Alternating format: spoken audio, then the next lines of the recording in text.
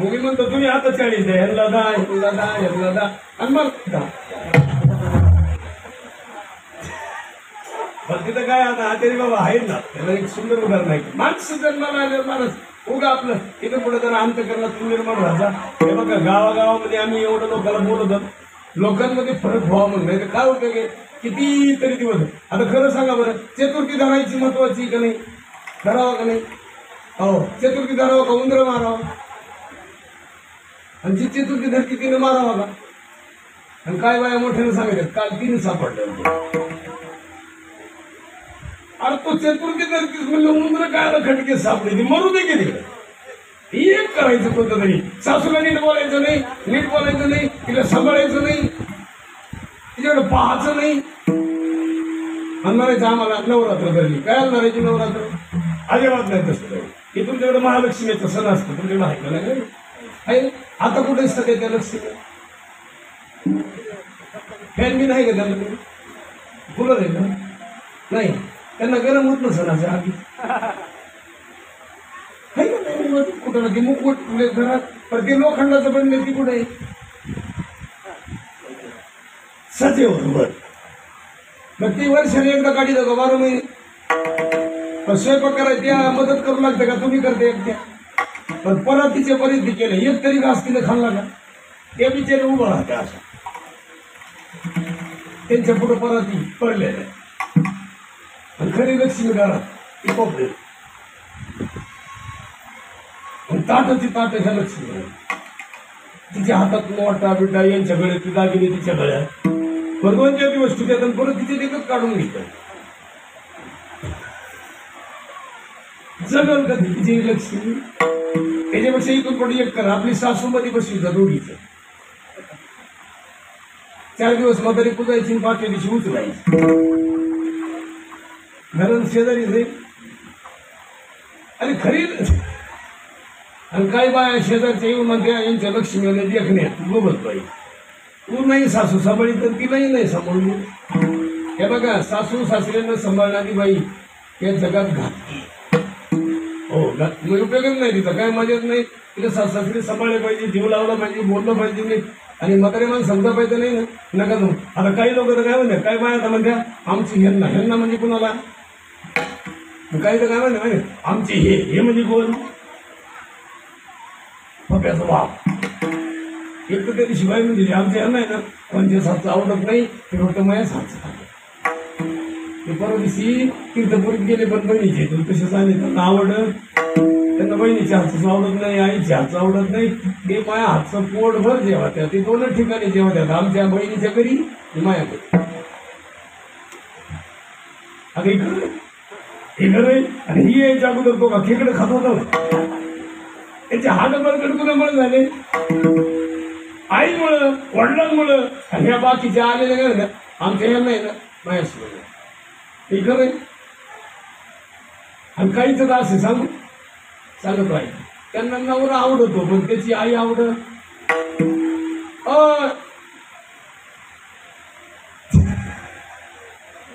आजी म्हणत असतील बया, बरं झालं मी, बरं झालं बोल, असं बोल. आजी म्हणत्या लई खास बाबा आला होता. आई मला खोटं आहे का? खरं सांगा बरं. आता तुम्ही मला खरं सांगा, एवढ्या तुम्हाला हसून आहे, डोक्यावर पाणी म्हटलं कधी नाही? कधी लावलं की असं तेल नाही? तुमच्या डोक्यावर पाणी कोण होती तर मुलगी, बरोबर आहे. मग तुमचे दागिने तुम्हाला कोणाला द्यायचे?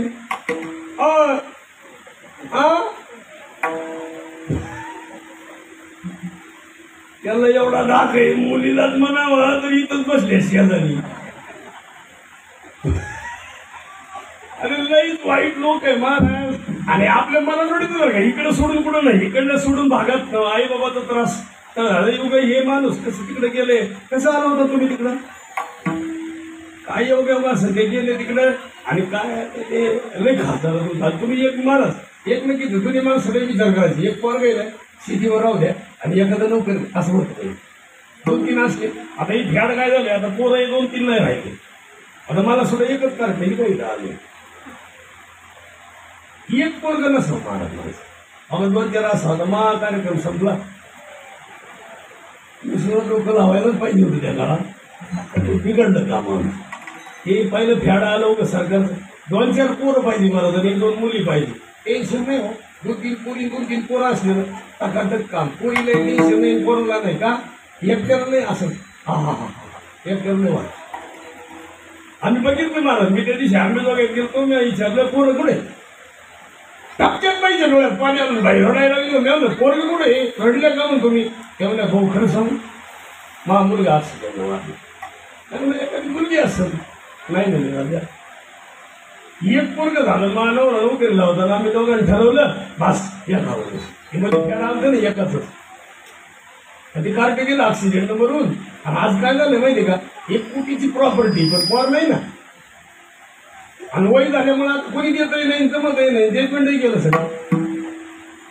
आता प्रॉपर्टी 1 कोटीची करायचं काय भाऊ. रडायला लागली बाई महाराज. इलाज नाही झाला. इथून पुढे एक करा. इथून पुढे घर भरलेलं वाडा पाहिजे. हे मध्ये फॅड आले. आज आता तुम्ही काल परवा दिवशी बघितलं असेल. हे आपण मतदानाला गेलो. ज्यांना आपण अल्पसंख्याक म्हणत होतो त्यांची संख्या कशी वाढली. काल माहिती का तुम्हाला कोणी कोणाला केले मतदान ते माहिती आहे. काही माणसं बसले बरं मत वा वा वा वा वा वा वा. काय माणसं म्हणजे आता तर लय खात झालं. अजून थोडे दिवस थांबा. आपले दिवस बदलायला वेळ लागणार नाही. जरा धर्म एकच ठेवा. ही मधल्या जाती बितीची त्यांना आणल्या असतील. पण आता जातीचा विचार करू नका. धर्म करायचा एकच धर्म. कोणता धर्म. हे मध्ये नवीन नवीन काय फेडायला नाही गेले. आपलाच आपण घात करायला. छत्रपतींच्या काळात हे जर असं असतं हे असं असतं हे जमलं असतं असं. महाराज इथं भजनही नसतं. इथं पिंपळगावमध्ये एवढं मोठं देवस्थानही नसतं. तुम्हीही नसते. आणि ही शाळा मराठी नसती. आणि या भारताच्या भूमीमध्ये आपण नसतोच. याचा अर्थ छत्रपती म्हणून आपण म्हणायचो हे माझं ते माझं एक संघ लागणार नाही. लोकांनी डोकं लावलंय. तुम्ही जरा एखादी क्लिप बघा. माझ्याकडे क्लिप आली. मी तुम्हाला कीर्तन झालं पाठीवर. मी तर मला रात्री दाखवतो. एवढं मोठं मंदिर बांधलं. आता रामाला एवढं न 490 वर्ष रामाला घर नव्हतं स्वतःचं मंदिर. एवढं मंदिर दिलं. आता दिलं का नाही. चांगलं झालं मंदिर मिळालं. 490 वर्ष राम बाहेर होते रावटीत. आणि आपण बघण्यात राहत होतो. रामाचं नाव घेतो आपण रोज. आणि माणसं म्हणल्या मी आम काय. तुम्ही जाती भीती नाही म्हणा. धर्म एक जात एक. तसंच लिंग वेग म्हणलं नाही तर तसं तर एकच जात. स्त्री आता कमी नाही राहील. सगळ्यात महत्वाचं स्त्रीला मान आलाय सन्मान आलाय. आणि बहिणीच्या बाबतीमध्ये जर आज विचार केला तर बहिणीच्या सहीला काय किंमत आहे. आज बहिणीनं सही केली नाही तर खाते फुटत नाही. म्हणून सगळ्या भावतायला सांगत इथं पुढे नंतर त्या पाया पडत जा. उलट पाय धुवून पाणी पित जा. का सह्या होत नाही. सही झाल्यावर पुन्हा तुम्ही बोलू नका. या जगाच्या पाठीवर एक जन्माला आले. छत्रपती जन्माला आले. डॉक्टर बाबासाहेब आंबेडकर जन्माला आले. अण्णाभाऊ साठे जन्माला आले. महात्मा ज्योतिराव फुले जन्माला आले. सावित्राबाई फुले जन्माला आल्या. हो या महाराष्ट्रामध्ये आऊसाहेब जन्माला आल्या. इथंच माहेर आहे आऊसाहेबांचं. कुठं सिंदखेडराजा. आऊसाहेबांचं बाळातपण कुठं होतं शेवटला. बाळातपण आऊसाहेबांनी कुठे गेलं. छत्रपतीचा जन्म कुठे दिला शिवनेरीवर. आणि शिवनेरी त्यांचं माहेर आहे का. पण त्यांच्या जावाच्या भावाच्या इथं जन्म दिलाय. त्यांचा जावाचा भाऊ तिथं राहायचा. त्याचं नाव होतं विश्वासराव देशमुख. विश्वासरावांच्या तिथं जन्म मुलाला दिला. का दिला.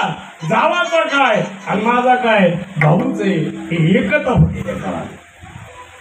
कृष्ण जन्माला आलं. पहिलं जर कोणी बघितलं असेल तर नंदाच्या बहिणीनं बघितलं. नंदराजाची बहीण म्हणती आमच्या भाऊजाईला नाही. हो असं बोलतात. लल्ला झालाय म्हणून आरडायला लागली. पहिलं जर बाळातपणाला कोण येत होतं पहिल्या काळात बरं का. पहिल्या काळात बाळातपणाला भाऊजाईच्या कोण यायची. आता नंद उलटली. नंदा खपल्या जातात. नंदा जिवंत. आता बाळातपणाला कोण येतं. बहिणी आपलं खानदान. हो आमची मावस सासू मला म्हणली होती त्या दिवशी जावाई तुमच्याकडे मी लक्ष्मी घेऊन येऊ का. तू रेल्वे खाली जाय. आणि जर आमच्याकडे तू आली तर तुला मी धरणातच टाकू. तू काय आमच्याकडे एकच लक्ष्मी बघा आमची आई. आम्ही काही लखपती नाही किंवा लय आम्ही पाळणे थापशितोय हरितोय असं नाही. आम्ही आमच्या आईला रोज सकाळी फोनवर बोलतो. बास, आम्हाला काय गरज लागत. आम्ही लांब राहतो पण आम्ही मनानं आईच्या जवळ. आई शरीराला लांब असू द्या पण आईच्या मनानं माणसं जवळ पाहिजे, वडिलांच्या मनानं जवळ पाहिजे. आणि जे माणसं मनानं जवळ राहतात ती संचित साठवतात. त्याचं दुःखच येतं, त्याचं कारण फक्त अभंगाचं.